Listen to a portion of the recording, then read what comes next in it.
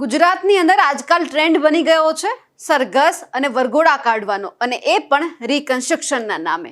અને આ બધું જ ઢોળવામાં આવી રહ્યું છે મીડિયા ઉપર, પત્રકારો ઉપર, કે મીડિયા અને પત્રકારોએ રિકન્સ્ટ્રક્શનના નામને વરઘોડો અને સરઘસ કહી દીધું છે. પણ સવાલ એ છે કે કોઈ મીડિયા અને કોઈ જે પત્રકાર છે એ કોઈ રિકન્સ્ટ્રક્શનના નામે વરઘોડો કે સરઘસ તો બોલતું જ નથી. અને આ શબ્દ તો લઈને આવ્યા છે આપણા માનનીય ગૃહ રાજ્યમંત્રી હર્ષભાઈ સંઘવી. હવે જે આપણા ડીજીપી છે વિકાસ સહાય, તેમને એવું લાગે છે કે આ બધું પત્રકારો કરી રહ્યા છે. પણ સવાલ અહીંયાથી એ થાય છે કે સાહેબ, અમે નહીં પરંતુ તમારા જે મોટા સાહેબ છે હર્ષભાઈ સંઘવી, એ જ આ શબ્દ લઈને આવ્યા છે. અને તમારી જ પોલીસ અમુક આરોપીઓને ખોળ અને ગોળની જે ભેદભાવ રાખી રહી છે તે પણ અહીંયા સવાલ થઈ રહ્યો છે. માનીતા અને દવલાની નીતિ અહીંયા સાફ દેખાઈ રહી છે. નમસ્કાર, નિર્ભય ન્યૂઝ સાથે હું છું રિદ્ધિ. ગુજરાતમાં એવી કેટલી ઘટના બની છે કે જેમાં આપણે જોઈ શકીએ છીએ કે અમુક જે આરોપીઓ છે એમનું જ વરઘોડો અને સરઘસ કાઢવામાં આવે છે. આ એટલા માટે હું બોલું છું કારણ કે વિકાસ સહાય એવું કહી રહ્યા છે કે રિકન્સ્ટ્રક્શનના નામે વરઘોડો અને શબ્દ કાનૂની શબ્દ છે જ નહીં, પોલીસમાં શબ્દ જ નથી આવતો. પણ આ શબ્દ ખાલી છે હર્ષભાઈ સંઘવીનો. સુરતની અંદર એક કાર્યક્રમ હતો અને હર્ષભાઈ સંઘવી એવું બોલ્યા હતા કે કોઈ પણ આરોપી હશે એમનું સરઘસ કાઢવામાં આવશે, વરઘોડો કાઢવામાં આવશે, તમે સરઘસ માટે તૈયાર થઈ જાઓ. હવે આ શબ્દ ના તો ત્યારે કોઈ પત્રકાર બોલ્યો હતો કે ના તો કોઈ મીડિયાનું બીજું કોઈ વ્યક્તિ બોલ્યું હતું. એટલે હર્ષભાઈ સંઘવી આ શબ્દની શરૂઆત કરી એટલે પછી બધા જ મીડિયામાં શબ્દનું ચલણ શરૂ થયું. પણ સવાલ અહીંયા એ જ છે કે શબ્દ હોય કે ના હોય, પણ કેમ વાલા દવલાની નીતિ રાખવામાં આવે છે? અમુક આરોપી છે એમનું તો રિકન્સ્ટ્રક્શનના નામે વરઘોડો પણ નથી નીકળતો. ભૂપેન્દ્રસિંહ જે ઝાલા છે એમની જ વાત કરી લઈએ. હજી તાજેતરમાં જે આ ખ્યાતિકાંડનો જે કાર્તિક પટેલ ઝડપાયો છે તેમનું તો કંઈ જ કરવામાં નથી આવ્યું. હવે સવાલ એ છે કે તમારી પોલીસ છે આ બંનેના વરઘોડા કાઢશે? ચાલો માફ કરજો, વરઘોડા નહીં પણ રિકન્સ્ટ્રક્શન કરશે આ લોકોનું?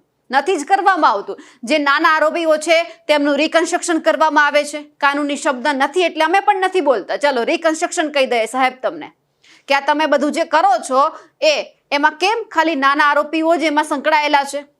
તમે એક દીકરીનું રિકન્સ્ટ્રક્શનના નામે જે આ બધું કર્યું છે એમને લઈને પણ આપનું શું કહેવું છે? કારણ કે શબ્દ તો ક્યાંય છે જ નહીં, તો કાઢવામાં કઈ રીતે આવે?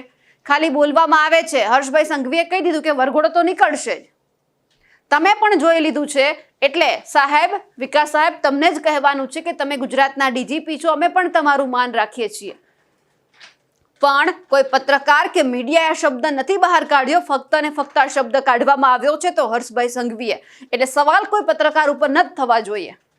અને અમને કોઈ જ વ્યક્તિને કે કોઈ જ મીડિયાને એવો શોખ પણ નથી કે એ તમારા જે શબ્દ છે, તમારી વાતને લઈને આવી બધી અફવાઓ ફેલાવે કે પછી વાતની મોટી કરે. પણ જે કામ પોલીસ કરી રહી છે તેમને લઈને જ અમે સવાલ કરીએ છીએ.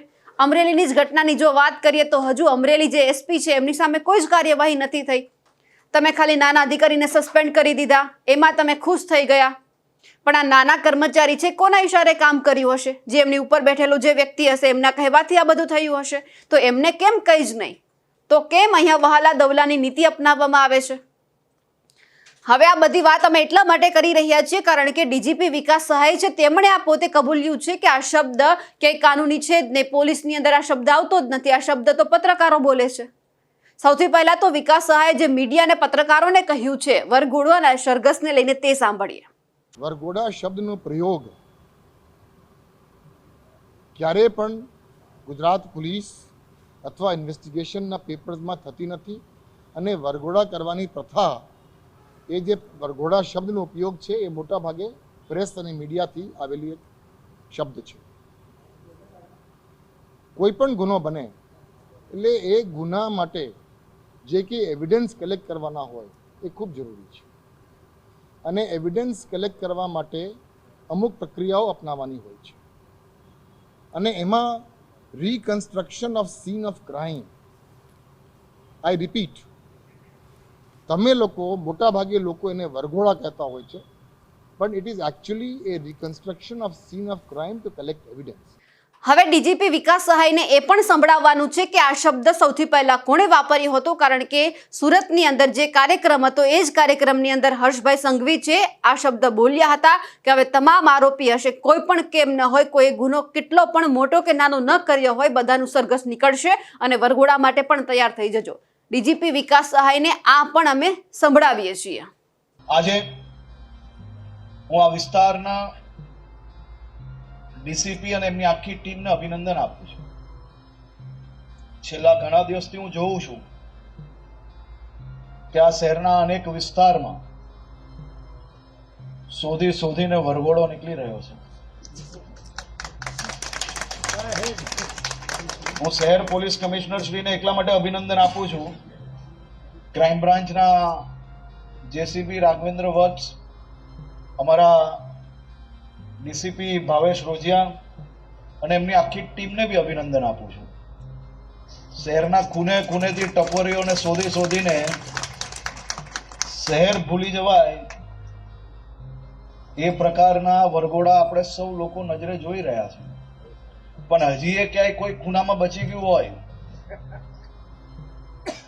કોઈ ખૂણામાં લાગે તમને કે આ ટપોરીગીરી કરે છે, ઘરે ને ઓફિસમાં બેસવાની બદલે રોડ પર પલાઠી મારીને કોઈ ઢીંગા મસ્તી કરતું હોય તો એને બી તમે પોલીસના વરઘોડામાં જરૂરથી નજરે પડશે, એટલી હું આપને ખાતરી આપું છું. કોઈ ટપોરી, કોઈ 2 નંબરનો ધંધો કરતો હોય, કોઈ અસામાજિક વ્યક્તિ હોય, એને ક્યારે બી કોઈ બી ચૂંટાયેલા પ્રતિનિધિઓએ ના બચાવવું જોઈએ. અને એને બચાવનાર બી વ્યક્તિઓને ક્યારેય આપણે લોકોએ સમાજના એક બી અગ્રણીઓ જો એને છોડે કે જો આ પ્રકારના વ્યક્તિની તમે બી કોઈ ભલામણ કરો છો તો સમજજો કે આ પાપમાંથી ક્યારેય આપણે નથી છૂટવાનું. સવારથી સાંજ ગમે તેટલી પૂજા કરશો ને કઈ કામ નહીં આવે જો આ પ્રકારના લોકોને બચાવવા જશો. આ સમાજ માટેનું સૌથી મોટું દૂષણ છે. અને વરઘોડા એ સારા નીકળે છે. ચાલવાની તો તકલીફ પડવી જ જોઈએ ભાઈ. પડવી જોઈએ કે ના પડવી જોઈએ? હા, તો પોલીસને આભાર માનવો પડે કે ના માનવો પડે?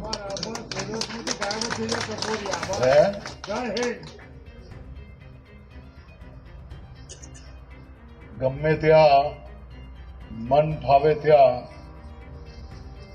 આપણે દાદાનો બગીચો સમજીને તલવાર લઈને ફરનાર લોકોને પગથી એક પગથિયું ચાલવું ભારી પડે ને એનું નામ પોલીસ. એટલે મારી આપ સૌને વિનંતી છે કે કાનૂન વ્યવસ્થાઓમાં આપ સૌ લોકો વધુમાં વધુ સહયોગ આપો અને આ વ્યવસ્થાઓ આપણે વધુમાં વધુ સારી રીતે તમારા સૌના સહયોગમાં રહીને. હવે તમે લોકોએ જ સાંભળ્યું છે કે આમાં કોણ બોલી રહ્યું છે અને અહીંયા કઈ રીતે નકારવામાં આવે છે. આ બધી જ વસ્તુઓ અત્યારે બાજુ પર મૂકીએ, પણ સવાલ તો હજુ એ જ છે ને કે જે મોટા માછલા છે એમને કેમ બચાવવામાં આવે છે? ભૂપેન્દ્રસિંહ ઝાલાનો વરઘોડો ક્યારે નીકળશે? કાર્તિક પટેલનો વરઘોડો ક્યારે નીકળશે? તમે નાના જે ગુંડાઓ છે, આવારા તત્વો છે, એમનું તમે સરઘસ કાઢો છો, એમનો વરઘોડો કાઢો છો રિકન્સ્ટ્રક્શનના નામે, તો કેમ ત્યાં તમે તમારી બહાદુરી બતાવો છો? જ્યાં બતાવવાની છે ત્યાં પણ બતાવી દો. એટલે સાબિત થઈ જશે કે ગુજરાતની જે પોલીસ છે એ રક્ષક છે, ભક્ષક નથી. અમારા અહેવાલને લઈને આપનું શું કહેવું છે કમેન્ટ કરીને ચોક્કસથી જણાવજો.